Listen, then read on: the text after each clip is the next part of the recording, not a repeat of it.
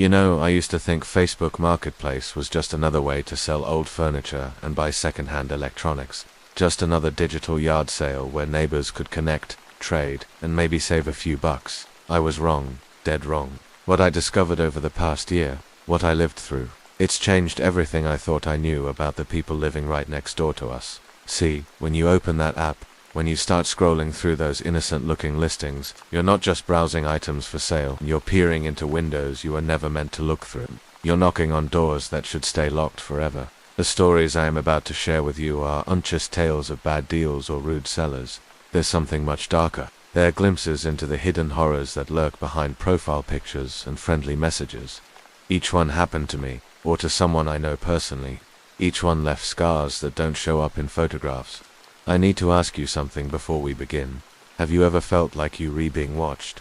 Like someone knows more about you than they should? That feeling, it's not paranoia sometimes. It's survival. If these stories resonate with you, if they make you look twice at that marketplace notification, please hit that like button. It helps more people hear these warnings. Subscribe to Dr. Boneshill to help us reach 10,000 subscribers. Because the more people who know about this, the safer we all are. And please, comment below if you've had your own strange experiences. Sometimes sharing these stories is the only way to make sense of them. Now, let me tell you about the first time I realized Facebook Marketplace wasn't what I thought it was. I thought I was getting a great deal on that old camera. My hobby had always been photography, but I'd been using digital cameras for years. There was something about film photography that I missed. The anticipation of developing pictures. Not knowing if you'd captured the perfect shot until you saw the developed print. When I decided to get back into film, I started searching Facebook Marketplace for vintage cameras. That's when I found the Leica, a 1960s model in pristine condition listed by someone named Robert Chen for $300. Identical cameras were selling for over $1,000 online. The seller had only posted one photo, showing the camera body with its distinctive red dot logo. But even in the dim lighting, it looked immaculate. I messaged Robert immediately. Is the Leica still available? I'm a photography enthusiast looking to get back into film. His response came quickly. Perfect timing. The camera has been waiting for someone who appreciates the art. Can you come tonight? I prefer to complete these transactions after dark, when the light is more interesting. The phrasing struck me as pretentious, but photographers could be particular about their craft. I agreed to meet him at 8 p.m. at his address on Willowbrook Drive. The neighborhood was older, with houses set back from the street behind mature landscaping. Number 847 was a ranch-style home with most of the windows covered by heavy curtains. Only one room showed light, casting a warm yellow glow across the front yard. Robert answered the door immediately, as if he'd been watching for my arrival. He was perhaps 60, thin and pale, with intense dark eyes behind wire-rimmed glasses. When he spoke, his voice was soft, almost whispered. "You're here for the camera," he said, stepping aside. "Excellent. Come see what it can do." The living room was converted into a makeshift darkroom. Red lights hung from the ceiling, and the air smelled of developer chemicals. Photographs covered every available surface, black and white images that were hauntingly beautiful but disturbing in their subject matter. They were all portraits, but not normal portraits. The subjects looked like they were sleeping, their eyes closed, expressions peaceful but somehow empty. Some appeared to be children, others adults, all photographed with the same ethereal quality that made them look almost translucent. "My work," Robert said, noticing my fascination. "The camera has a very particular way of seeing people. It captures things the naked eye misses." He led me to a table where the Leica sat under a protective cloth. When he pulled it away, the camera was even more beautiful than the listing photo suggested. The metal body was polished to a mirror shine, and every detail was perfectly preserved. "It's gorgeous," I said, lifting it to feel the weight. "You've taken excellent care of it."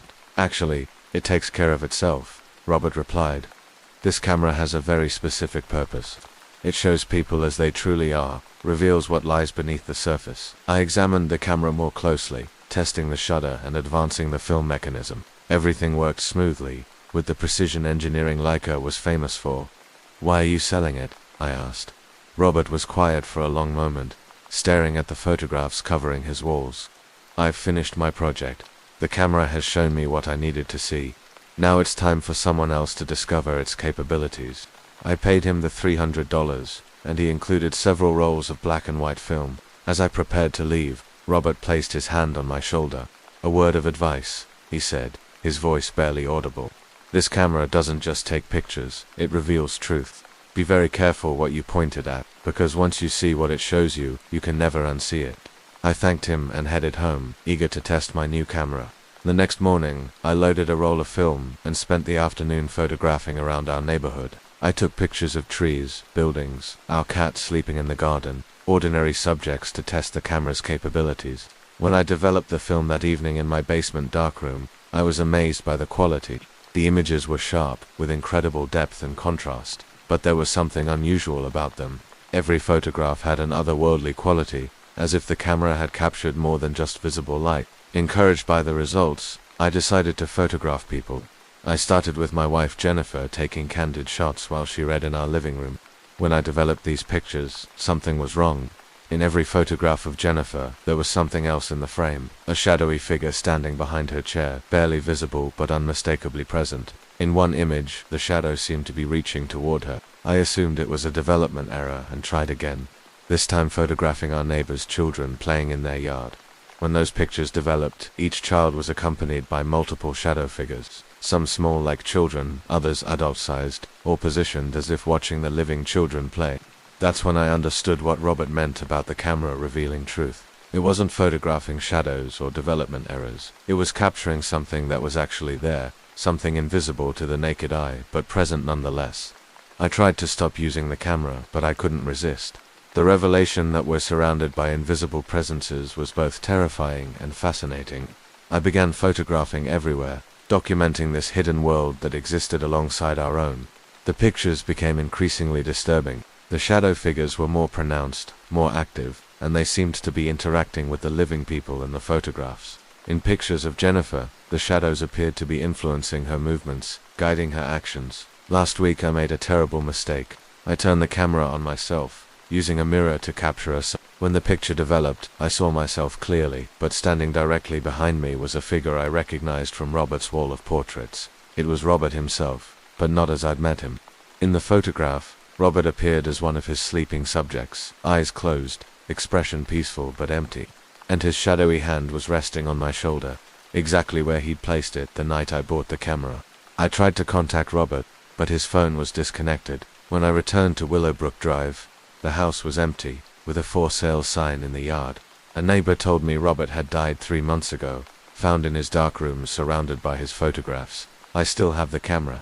I've tried to destroy it, throw it away, even bury it in our backyard, but it always returns to my darkroom table, and every night I feel compelled to take more pictures, to document the shadow world that surrounds us. The most terrifying part isn't what the camera shows me. It's that each time I take a photograph, the shadows in the pictures grow stronger, more solid, more real, and in my most recent self-portraits, I'm starting to look like one of Robert's sleeping subjects.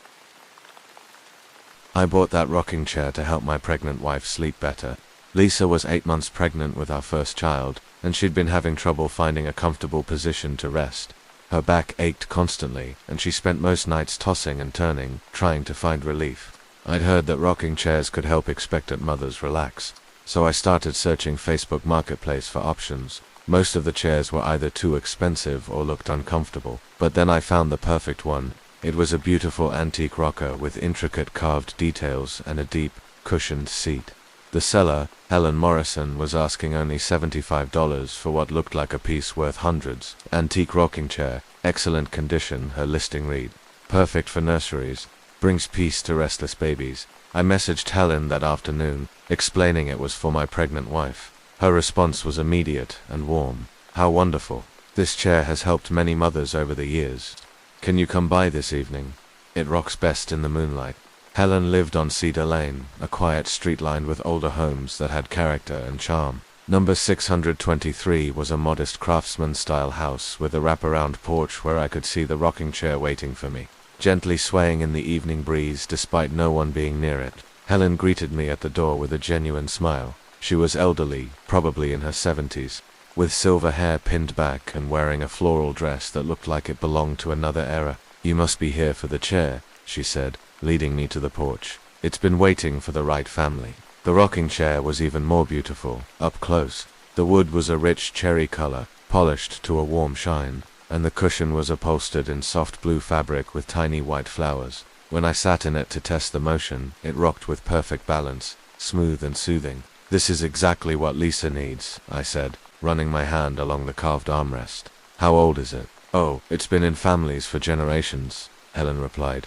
"My grandmother used it to rock her babies, then my mother, then me. It has such a calming effect on little ones. They just drift right off to sleep." As we talked, I noticed something odd. The chair continued to rock gently even when no one was sitting in it, as if moved by an invisible breeze. When I mentioned this, Helen's smile grew wider. "The chair remembers all the mothers who've used it," she said. "Sometimes it rocks on its own, just practicing for the next baby." I paid Helen the $75 and she helped me load the chair into my truck. As I secured it with rope, she placed her hand on my arm. "One piece of advice," she said softly. "The chair works best late at night, when the house is quiet. That's when it really shows its magic." That evening, Lisa fell in love with the rocking chair immediately. I'd positioned it in what would soon be the nursery, near the window where she could look out at our backyard while rocking. "It's perfect," she sighed, settling into the cushioned seat. "I can already feel the tension leaving my back." For the first few nights, the chair seemed to work exactly as hoped. Lisa would spend an hour each evening rocking gently, her hands resting on her swollen belly, finally able to relax. But gradually, I began to notice changes in her routine. She started staying in the chair longer, sometimes until well past midnight. When I'd find her there and suggest she come to bed, she'd look at me with a dreamy expression and say she wasn't ready yet. "The baby likes it when I rock," she'd murmur, her eyes fixed on something I couldn't see. I can feel her settling down, getting comfortable. We'd already learned we were having a girl, but Lisa had started referring to the baby as if she was already born, already in her arms. One night I woke around 2 a.m. to find Lisa's side of the bed empty. I went to the nursery and found her in the rocking chair, moving back and forth in a rhythm that seemed almost hypnotic. Her arms were positioned as if she was holding something, and she was humming a lullaby I'd never heard before. "Lisa," I whispered. She looked up at me with the most peaceful expression I'd ever seen on her face. She said softly, "You'll wake the baby. She just fell asleep." I looked at her empty arms, then at her still pregnant belly. "Honey, the baby isn't born yet." Lisa glanced down at her arms, then at her stomach, confusion flickering across her features. For a moment, she seemed to return to herself, but then she looked back at her empty arms and smiled. "She's so beautiful," she whispered, "so perfect and small." The next day, I researched the history of the house on Cedar Lane. What I found made my blood run cold. Helen Morrison had indeed lived there for decades, but she'd died 6 months ago. The house had been sold, and the new owners had put most of Helen's belongings up for sale online. I also found something else in the local archives. Helen had lost 3 babies in infancy, decades apart. All of them had died peacefully in their sleep, while being rocked in that same chair. That night, I confronted Lisa about what I'd learned, but she was already in the nursery, rocking in the chair with her arms cradled around nothing. "Helen told me the babies like to visit," Lisa said calmly. "They remember being rocked to sleep. They're just checking on the new little one." I tried to remove the chair, but Lisa became hysterical, screaming that I would disturb the babies, that they needed their special place to rest. The doctor said stress could harm our unborn daughter, so I reluctantly left the chair where it was. Lisa went into labor 2 weeks later, but something went wrong during delivery. Our daughter was born perfectly healthy, but Lisa hemorrhaged badly. In the critical moments while doctors fought to save her life, she kept asking about the rocking chair. "Make sure the babies have somewhere to sleep," she whispered weakly. "Promise me." Lisa survived, but she was never quite the same afterward. She spends every evening in the rocking chair, holding our daughter Emma, but her eyes are always focused on her empty arm as if she's holding a second child. And sometimes, late at night, I hear the chair rocking when Lisa is fast asleep in our bed. The chair rocks empty, but it's not alone. I can hear the faint sound of lullabies being hummed in voices too young to belong to anyone living. I never should have bought that piano for my wife. Anna had been talking about getting back into music for months. She'd played beautifully as a child, but life got in the way. College, career, marriage, kids. Now that our children were teenagers and didn't need constant attention, she wanted to rediscover that part of herself. "I miss it," she'd say wistfully whenever we heard piano music. "My fingers remember the keys, but we don't have anywhere for them to go." A new piano was out of the question. Even used ones at music stores were thousands of dollars. But Facebook Marketplace occasionally had gems. so I made it a habit to check the listings every few days. That's when I found it. A gorgeous black upright piano, clearly well maintained, posted by someone named Catherine Wells for $800. The photo showed rich mahogany wood with intricate carved details around the music stand. In stores, a piano like this would cost at least $3,000. I messaged Catherine immediately. "Hi, is the piano still available? It's for my wife who's getting back into playing."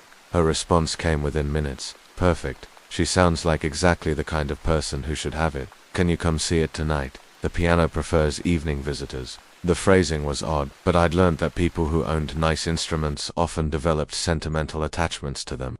Catherine lived on Rosewood Avenue in one of the older sections of town, where Victorian houses sat on large lots behind mature trees. Number 1156 was a two-story home painted deep green with white trim, well maintained but somehow melancholy in the fading daylight. Catherine answered the door before I knocked. She was perhaps 50, with prematurely grey hair and the kind of pale complexion that suggested she spent little time outdoors. "You must be Anna's husband," she said, stepping aside to let me in. I'm so excited for her to meet the piano. The living room was dominated by the instrument, positioned near a large window where it could catch natural light during the day. Even in the dim evening illumination, it was stunning. The wood gleamed with care, and when I ran my fingers across the keys, the tone was rich and clear. "It's beautiful," I said. "Why are you selling it?" Catherine's expression grew distant. "My daughter Claire was the pianist in our family. She played every day from the time she was 7 until ... She paused, collecting herself. "Well, until she couldn't anymore. The piano has been silent for 3 years now. It needs someone who will love it the way Claire did." I assumed Claire had grown up and moved away, leaving the piano unused. The asking price was incredibly fair, especially given the instrument's condition. "I'll take it," I said, pulling out my checkbook. "Anna is going to be thrilled." As I wrote the check, Catherine watched me with an intensity that made me slightly uncomfortable. "There's something you should know," she said as I handed her the payment. "This piano has a very particular personality. It responds best to classical pieces, especially Chopin. Claire's favorite was Nocturne in E-flat major. The piano remembers that piece beautifully." I thanked her and arranged for movers to pick up the piano the following day. As I walked to my car, I heard the faint sound of piano music coming from inside the house, though Catherine had said the instrument had been silent for years. Anna cried when she saw the piano in our living room. She ran her hands over the keys with the reverence of someone greeting an old friend, then sat down and began to play. Her fingers found a simple melody, rusty from years of neglect but still graceful. "It has such a lovely tone," she murmured, pressing the sustain pedal and letting the notes ring. Whoever owned this before took excellent care of it. Over the following weeks, Anna spent hours at the piano. She started with simple pieces, gradually working her way back to more complex compositions. But I noticed something strange about her practice sessions. She would begin with pieces she knew, songs she'd played years ago, but inevitably she'd transition into music I'd never heard her play before. "That's beautiful," I told her one evening after listening to a particularly haunting melody. "What piece is that?" Anna looked up from the keys with a confused expression. "I'm not sure. My fingers just found it. It feels familiar, like something I learned long ago but forgot." The music she was playing became increasingly sophisticated, far beyond what I remembered of her skill level. When I mentioned this, Anna seemed genuinely surprised. "Really? It doesn't feel difficult. It's like the piano is helping me remember." One evening, I came home to find Anna playing with more passion and technical skill than I'd ever seen from her. The piece was complex, emotional, filled with a kind of deep melancholy that could only come from years of advanced study. "Anna, that was incredible," I said when she finished. "When did you learn to play like that?" She turned to me with tears in her eyes. "I didn't. I sat down to practice scales. But then I heard this melody in my head. It was so sad, so beautiful, I had to play it." That night, I researched the piece Anna had been playing. It was Chopin's Nocturne in E-flat major, one of the most challenging pieces in the classical repertoire.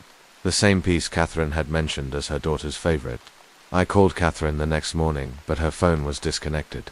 When I drove to Rosewood Avenue, the house was empty with a for sale sign in the yard.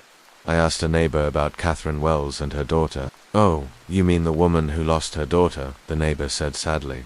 "Claire was such a talented pianist. Killed in a car accident 3 years ago on her way to a recital. Catherine never recovered. She moved away last month, said she couldn't stand hearing piano music anymore." That evening, I told Anna what I'd learned. She listened quietly, her hands resting on the piano keys. "That explains so much," she whispered. "Sometimes when I'm playing, I feel like someone is guiding my fingers. Someone who loved this music more than life itself." Anna still plays the piano every evening. Her skill continues to improve at an impossible rate, and she's begun composing pieces of heartbreaking beauty. But sometimes, late at night, I wake to the sound of piano music coming from downstairs. When I go to investigate, Anna is always asleep beside me, and the piano bench is empty. But the keys are still warm to the touch, and sheet music I've never seen before sits open on the music stand, covered in a delicate handwriting that isn't Anna's. I thought I was being a good father when I bought those toys. My son Jake had just turned 5, and money was tight after my recent layoff. His birthday party was in 3 days, and I hadn't bought him anything yet. The guilt was eating me alive, watching him excitedly tell his friends about his upcoming party, while I knew I couldn't afford the robot he'd been begging for. That's when I found the Facebook Marketplace listing. Entire toy collection, $50. Everything must go today. The photos showed boxes of action figures, building blocks, toy cars, and even what looked like the robot Jake wanted. It seemed too good to be true. The seller was Linda Marsh, and her message was brief. "Moving out of state. Son outgrew everything. Cash only, can you come tonight?" I messaged back immediately, and she gave me an address on Pinewood Drive, about 30 minutes away in a neighborhood I'd never visited. When I told my wife Karen about the deal, she was skeptical. "Why so cheap?" she asked. "And why does it have to be tonight?" Maybe she's desperate to move quickly, I reasoned. People sell things cheap when they're in a hurry. That evening I drove to Pinewood Drive as the sun was setting. The neighborhood felt wrong from the moment I turned onto the street. Half the houses were boarded up, lawns overgrown, mailboxes leaning at odd angles. Number 418 was one of the few that looked inhabited, though barely. Linda answered the door quickly, as if she'd been waiting by the window. She was thin, almost gaunt, with dark circles under her eyes and nervous energy that made her hands shake. "You're here for the toys," she said, not waiting for confirmation. "They're in the garage, all of them." She led me through a cluttered house that smelled of stale cigarettes and something else. Something sweet and cloying that reminded me of flowers at a funeral. The garage was packed with boxes of toys, just as advertised. Action figures, puzzles, stuffed animals, and yes, the robot Jake wanted. "This is incredible," I said, examining a box of superhero figures that would have cost $60 in stores. "Are you sure about the price?" Linda was standing in the doorway, not coming into the garage. $50 for everything, but you have to take it all. Don't leave anything behind." "That's fine. My son will love these." As I loaded the boxes into my car, Linda watched from the doorway with an expression I couldn't read. When I handed her the cash, she grabbed my wrist. "Your son," she said urgently. "How old?" "5. Just turned 5 yesterday." Her grip tightened. "Keep him close. Watch him when he plays. Some toys remember their previous owners." I pulled my hand free, unsettled by her intensity. "What do you mean?" But Linda was already closing the garage door. "Just watch him," she called out. "And whatever you do, don't let him play alone." The next morning, Jake was ecstatic. I'd arranged all the toys in our living room while he slept, and his reaction made every strange moment from the night before worth it. He dove into the boxes, pulling out action figures and cars, his eyes wide with delight. "This is the best birthday ever, Dad," he shouted, hugging the robot to his chest. For the first few days, everything seemed perfect. Jake played contentedly for hours, creating elaborate adventures with his new toys. But gradually, I began to notice odd things about his play. He would have conversations with the toys, not unusual for a 5-year-old, but his voice would change during these interactions. Sometimes he'd speak in a higher pitch, almost like he was imitating another child. Other times his words carried a sadness that didn't belong to a happy boy on his birthday week. "Don't leave me here alone," I heard him whisper to the robot one afternoon. "I don't like it when it gets dark." When I asked him about it, Jake looked confused. "I didn't say that, Dad. Tommy did." "Who's Tommy?" Jake held up the robot. "Tommy, he used to live at the sad house. He doesn't want to go back." A chill ran through me, but I tried to rationalize it. Imaginary friends were normal for kids Jake's age. But over the next few days, Tommy's presence became more pronounced. Jake would set a place for Tommy at dinner, insisting his friend was hungry. He refused to go to bed until I checked under his bed for the bad dreams Tommy brought with him. Most disturbing, Jake began speaking about things a 5-year-old shouldn't know. Tommy's mom cried a lot. He told me one evening while playing with building blocks, she couldn't stop the hurt in her chest. That's why Tommy had to stay behind. I decided to research Linda Marsh and the address on Pinewood Drive. What I found in local news archives made my blood freeze. 3 months earlier, a 6-year-old boy named Tommy Marsh had died in that house. Carbon monoxide poisoning while he slept. His mother, Linda, had been hospitalized but survived. The article mentioned that Tommy's toys had been left exactly as they were the night he died. I rushed home to find Jake sitting in the middle of the living room, surrounded by toys arranged in a perfect circle. He was in the center, talking quietly to the robot. "Tommy wants to stay with us," Jake said without looking up. "He likes our house better. It doesn't have the sleepy air." That night I packed every toy back into boxes and put them in the garage. Jake cried and begged, saying Tommy would be scared alone in the dark, but I couldn't risk it. The next morning, the boxes were gone. I found them back in Jake's room, toys arranged exactly as they'd been the day before. Jake was sleeping peacefully in his bed, the robot clutched in his arms. Tommy came back, Jake said when he woke up. He said he's not ready to leave yet. He wants to play some more. I tried to throw the toys away, donate them, even burn them, but they kept returning. Every morning I'd find them back in Jake's room, and Jake would greet his invisible friend like nothing had happened. It's been 2 weeks now, and I've stopped fighting it. Jake seems happy, and Tommy, whatever he is, doesn't seem malicious. But sometimes, late at night, I hear 2 children laughing in Jake's room, and yesterday, Jake asked me something that made my heart stop. "Dad, when I'm old enough, can Tommy and I have a sleepover at the sad house? He misses his room." I should have known something was wrong when I found the perfect wedding dress for $40. My Rachel had been searching for months, trying every bridal boutique within a 50-mile radius. Everything we liked was thousands of dollars beyond our budget. We were planning a small ceremony, trying to keep costs down, but Rachel deserved to feel beautiful on our wedding day. That's when I decided to check Facebook Marketplace. I'd heard stories of people finding designer dresses from cancelled weddings or impulse purchases. What I found was better than I'd hoped for. The dress was stunning. A vintage-style gown with intricate lace detailing, pearl buttons down the back, and a flowing train that looked like something from a fairy tale. The seller, Margaret Thorne, had posted it just hours earlier with a single photo and minimal description. "Wedding dress, size 8, worn once, $40, must go today." I messaged her immediately, explaining it was for Maya and asking if we could see it that evening. Her response was almost instant. "Perfect. She love it. Come to 892 Elm Street at 9 p.m. Come alone. The dress gets nervous around crowds." The last line struck me as odd, but I assumed she was just being quirky about her attachment to the dress. Elm Street was in the historic district, where old Victorian houses sat behind wrought iron gates and towering oak trees. Number 892 was a 3-story mansion painted deep blue with white trim, though the paint was peeling and some of the shutters hung askew. Margaret answered the door before I could knock. She was elderly, perhaps 70, with silver hair pulled back in a tight bun and wearing a black dress that looked like it belonged in another century. "You're here for the dress," she said. It wasn't a question. "Yes, for my Rachel. We're getting married next month." Margaret's expression softened slightly. "How wonderful. Love is such a precious thing. Come in, dear. The dress is upstairs." The interior of the house was like stepping back in time. Antique furniture, faded wallpaper, and dozens of framed photographs covering every surface. As we climbed the stairs, I noticed all the photos were of the same woman, a beautiful bride in what appeared to be from different decades. "My collection," Margaret explained, noticing my gaze. "Each dress tells a story." She led me to a bedroom where the wedding dress hung on a vintage dress form. Even in the dim light, it was breathtaking. The lace was delicate and intricate. The beading caught what little light filtered through heavy curtains, and the fabric seemed to shimmer with its own luminescence. "It's perfect," I breathed. "Rachel will love it." "Yes," Margaret whispered, running her fingers along the dress's bodice. "Evelyn always loved this dress. She was so excited to wear it." "Evelyn," Margaret blinked, as if coming out of a trance, the previous bride. Such a sweet girl. The dress fit her perfectly.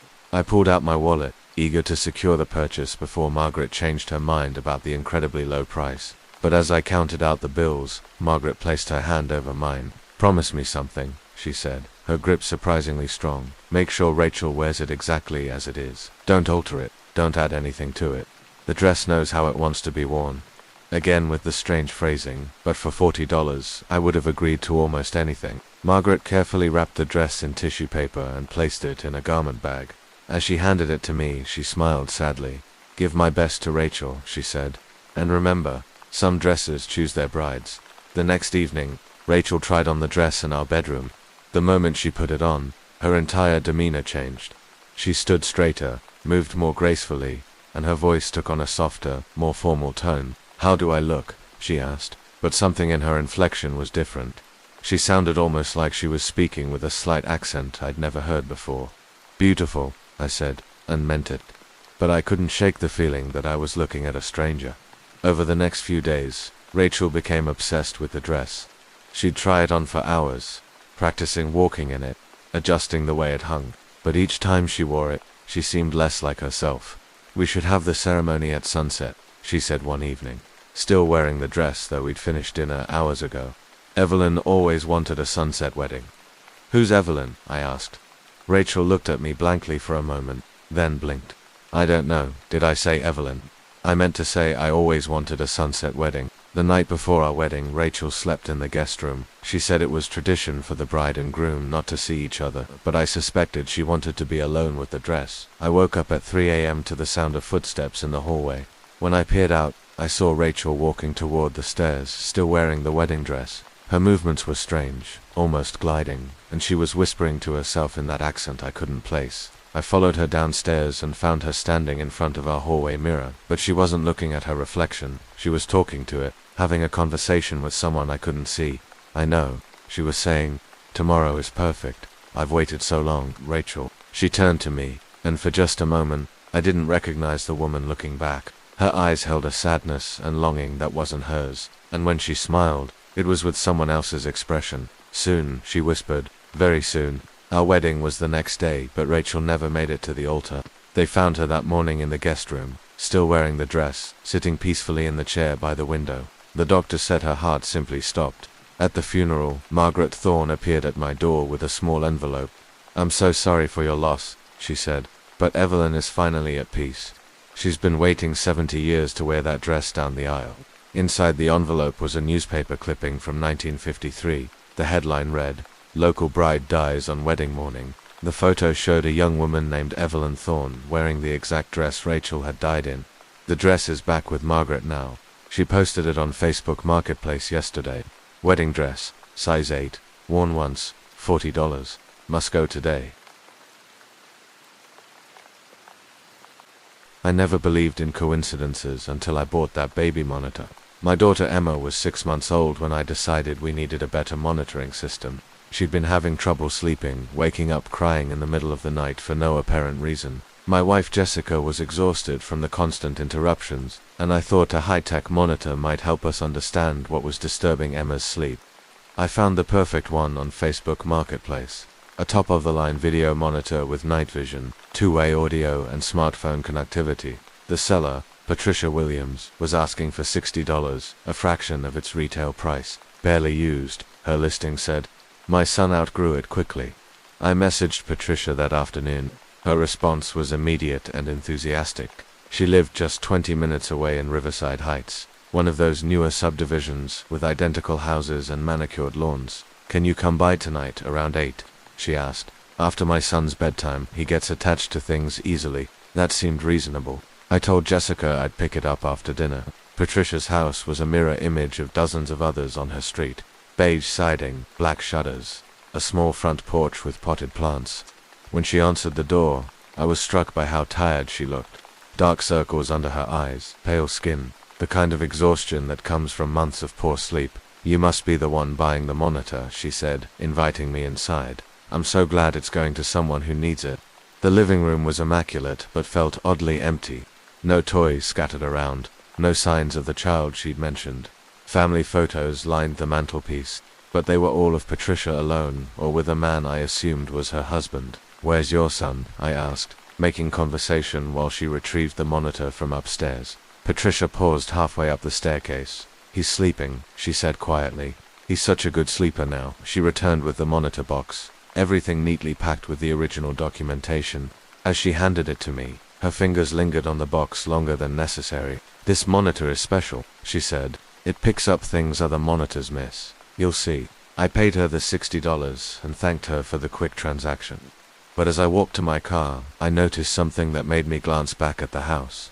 Every window was dark except for one small room on the second floor, where a soft blue glow flickered like a nightlight. That night, I set up the monitor in Emma's nursery. The installation was straightforward, and within minutes, I had a clear view of her crib on my phone. The night vision was impressive, showing every detail of her peaceful sleeping face in crisp black and white. For the first few nights, everything seemed normal. Emma slept better, waking up only once for her usual feeding. But on the fourth night, something changed. I was lying in bed around 2 a.m. when my phone buzzed with a motion alert from the monitor. I opened the app expecting to see Emma stirring, but she was sleeping soundly. However, the camera had detected movement near the changing table. I stared at the screen, trying to make sense of what I was seeing. A shadow seemed to be moving independently of any light source, drifting slowly around the perimeter of the room. I rubbed my eyes, thinking it was a trick of the night vision, but the shadow continued its deliberate path. I got up and walked to Emma's room. Everything was normal, no shadows, no movement, just my daughter sleeping peacefully.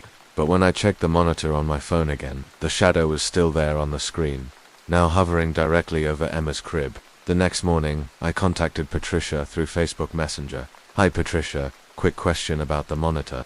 Does it have any known issues with shadows or false motion detection?" Her response came hours later. "No issues. It just shows you what's really there. You're seeing him, aren't you?" "Seeing who?" "My son, Tommy. He likes to check on the other babies." A chill ran through me. "I thought your son outgrew the monitor." "He did. Tommy outgrew everything when he was 8 months old. The fever took him so quickly." I stared at my phone screen, rereading her message. Patricia's son was dead. That night, I watched the monitor obsessively. Emma slept, but the shadow was more active than before. It moved with purpose, sometimes reaching toward her crib, other times pacing back and forth near the window. At 3:17 a.m., the two-way audio crackled to life. A child's voice, barely above a whisper, came through the speaker.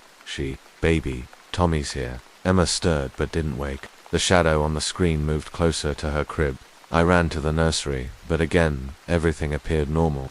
Emma was safe, sleeping peacefully, but when I returned to bed and checked the monitor, I could see myself standing in the doorway, and the shadow was standing right beside me. The next day, I decided to return the monitor.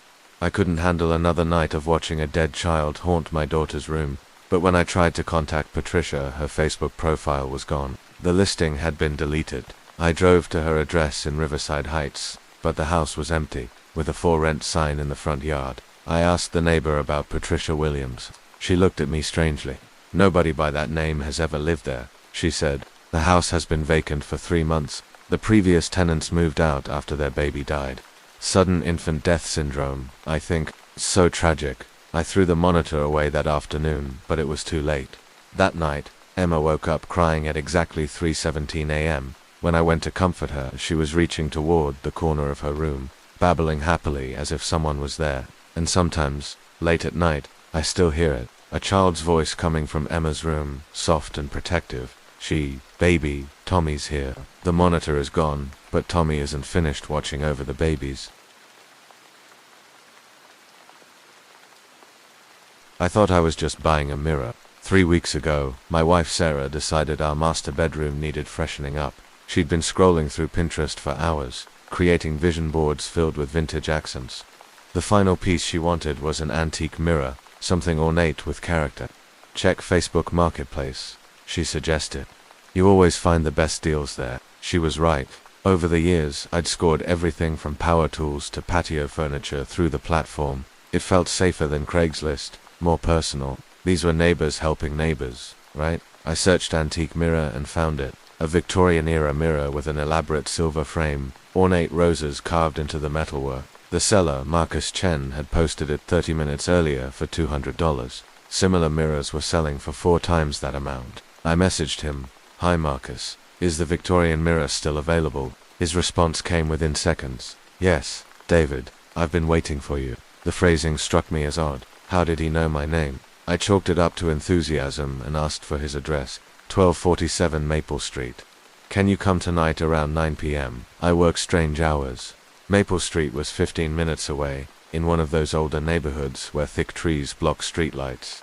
That evening, I told Sarah I'd be back within the hour. "Be careful," she called out. "Trust your instincts." I should have listened. Maple Street felt different at night. The oak trees created a canopy so dense that my headlights barely penetrated the darkness. 1247 was a modest colonial, painted white but graying with age. No lights were visible except for a dim glow behind drawn curtains. I parked and noticed something that made me pause. Every other house on the street was completely dark. I knocked on the front door. Footsteps approached immediately, as if Marcus had been standing right behind it, waiting. When it opened, something deep in my chest tightened. Marcus was perhaps 60, thin to the point of being gaunt, with silver hair combed straight back. His eyes were the palest blue I'd ever seen, almost colorless, and they held mine with an intensity that made me want to step backward. "David," he said, smiling, "right on time. Please, come in." The house smelled like old wood and something else I couldn't identify. Something sweet and cloying that reminded me of flowers left too long in water. The living room was sparsely furnished, but dozens of mirrors covered every wall.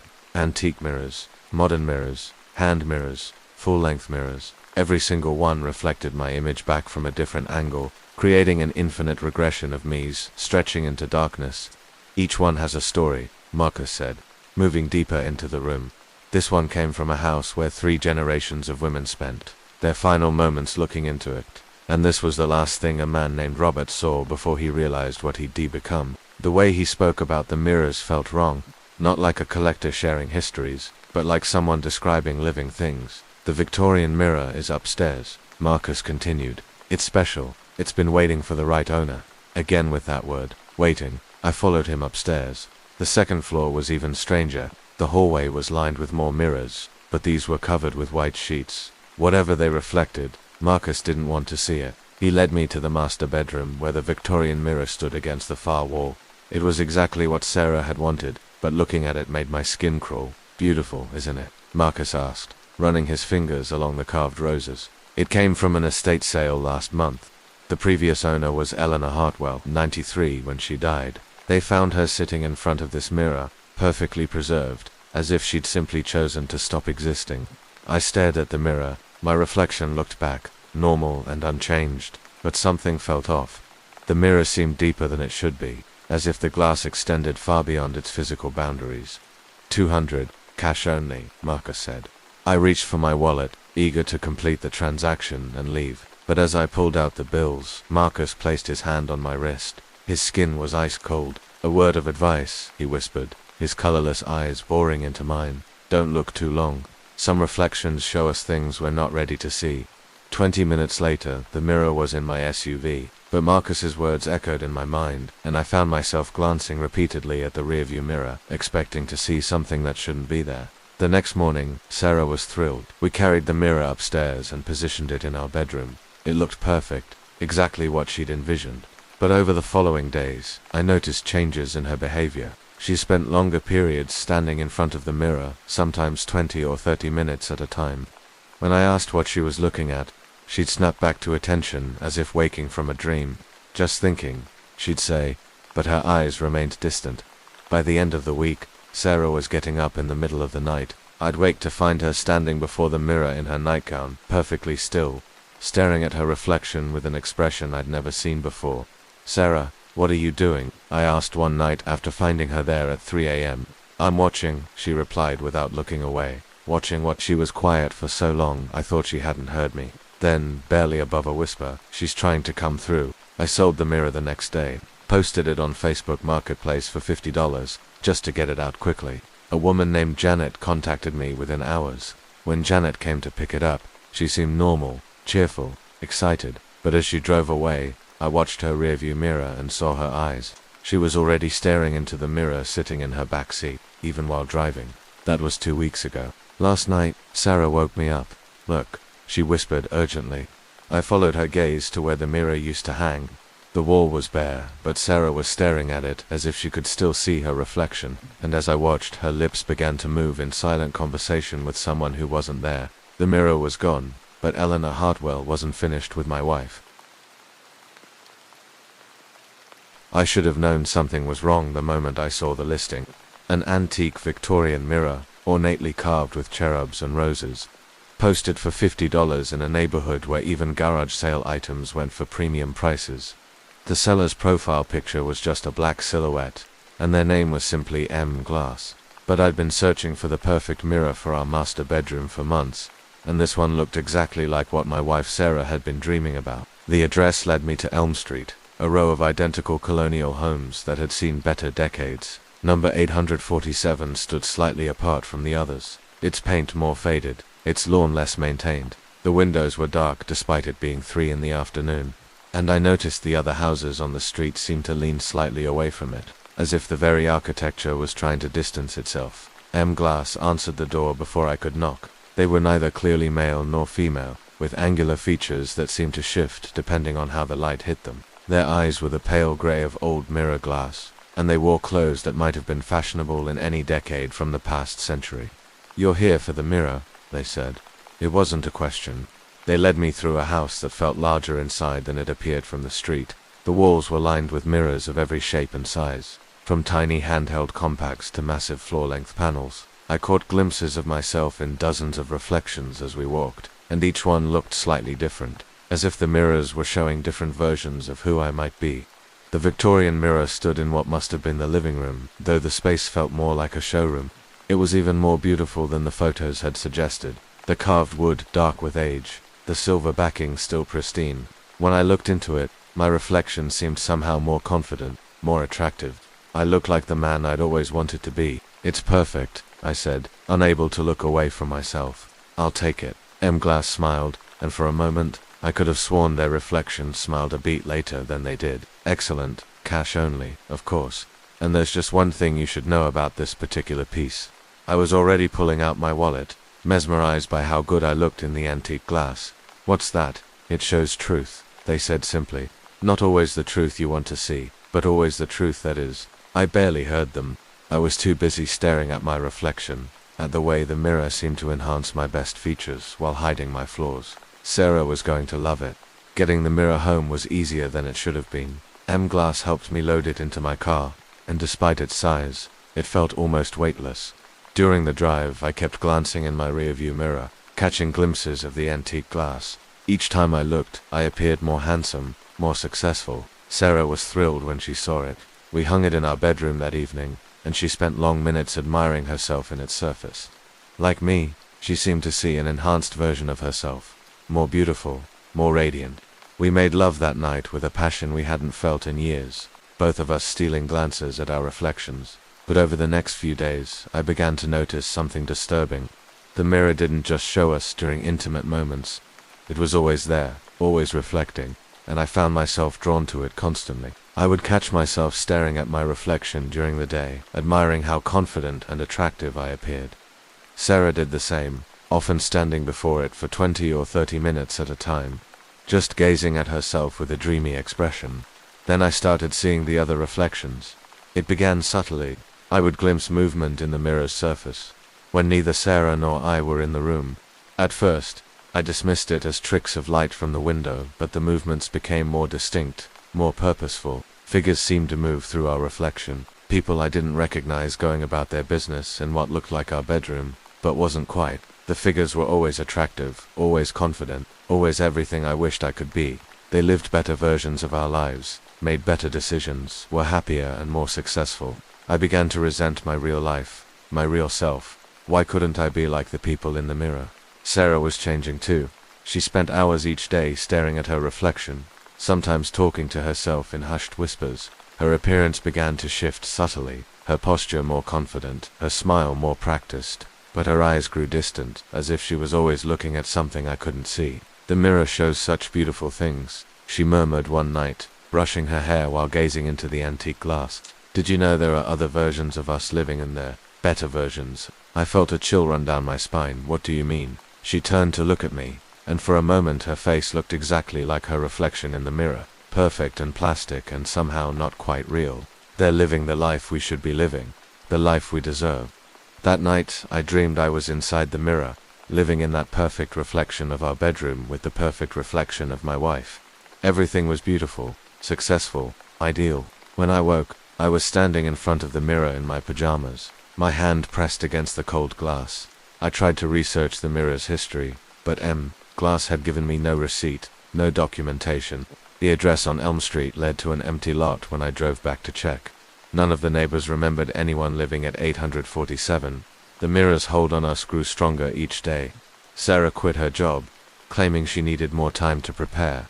When I asked what she was preparing for, she just smiled and gestured at the mirror. In its surface, I could see her reflection nodding approvingly. I began to see other people in the mirror too, standing behind our reflections like an audience. They were all beautiful, all perfect, all watching us with patient, hungry expressions. Sometimes they would mouth words I couldn't quite hear, gesturing for us to come closer. The breaking point came when I realized I could no longer tell which side of the mirror was real. I would look at my reflection and see myself living a perfect life with my perfect wife in our perfect home. Then I would look around our actual bedroom and see the unmade bed, the laundry piled in corners, the dust gathering on surfaces. Which was the truth? Which was the lie? One evening, Sarah stood before the mirror in her nightgown, her hand pressed against the glass. "They're calling to us," she whispered. "They want us to join them, to be perfect like them." I watched in horror as her reflection began to move independently, reaching out from the other side of the mirror. For a moment, both versions of Sarah pressed their palms together against the glass, separated only by silver and reality. "Sarah, step away from the mirror," I said, but my voice sounded distant, uncertain. She turned to me with that perfect, plastic smile. Why would I step away from truth? The next morning, Sarah was gone. I found her nightgown on the floor in front of the mirror, but no other trace of her. In the mirror's surface, I could see her reflection living happily in that perfect bedroom with what I thought was my reflection. They looked blissfully content, and when they noticed me watching, they waved as if I was the visitor. I called the police, but how could I explain that my wife had disappeared into a mirror? They searched the house, filed reports, asked questions I couldn't answer. To them it looked like she had simply left me, but I knew better. I knew she was still there, just on the other side of the glass. Sometimes, late at night, I could hear her voice calling to me, asking me to join her, to step through and become the man I was meant to be. I still live in the house with the mirror. Every day, I see my perfect reflection living his perfect life with his perfect wife. And every day, the real world looks a little more faded, a little less true. The mirror shows truth, Glass had said. But what if the truth is that we're all living on the wrong side of the glass? Every night I hear Sarah calling to me from the other side of the mirror, her voice growing stronger, more insistent. "Come, join us," she whispers through the glass. "Come be who you're meant to be." One day I know I'll find the courage to step through.